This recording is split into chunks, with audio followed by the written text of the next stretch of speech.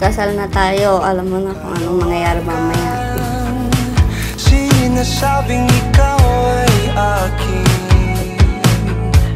nung tayo'y unang nagkita, nung tayo'y unang pinagtagpo.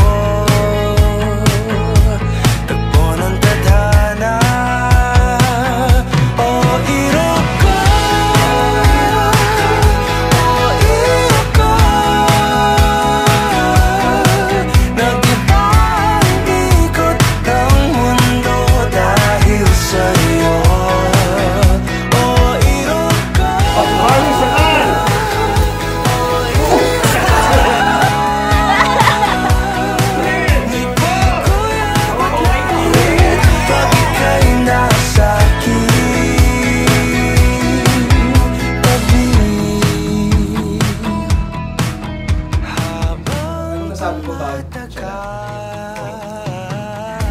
Okay. Madali lang yun kasi ang tawag dito. Ano ko paano ba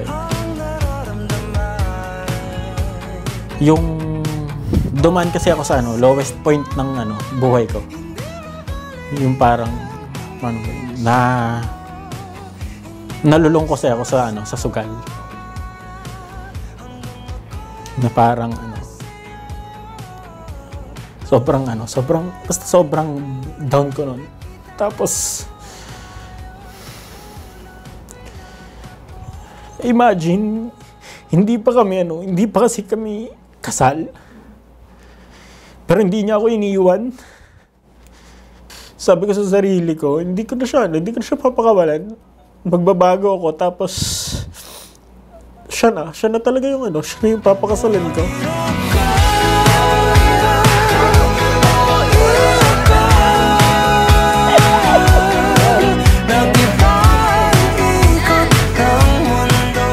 Marami tayong problemang kinaharap nitong mga nakaraang taon.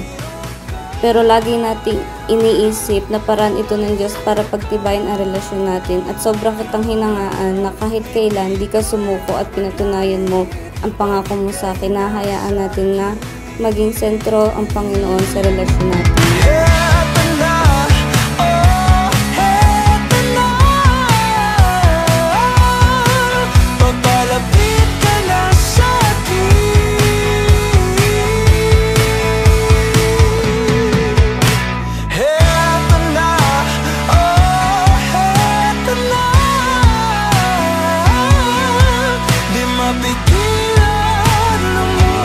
Tingnan mo kung nasa na tayo ngayon.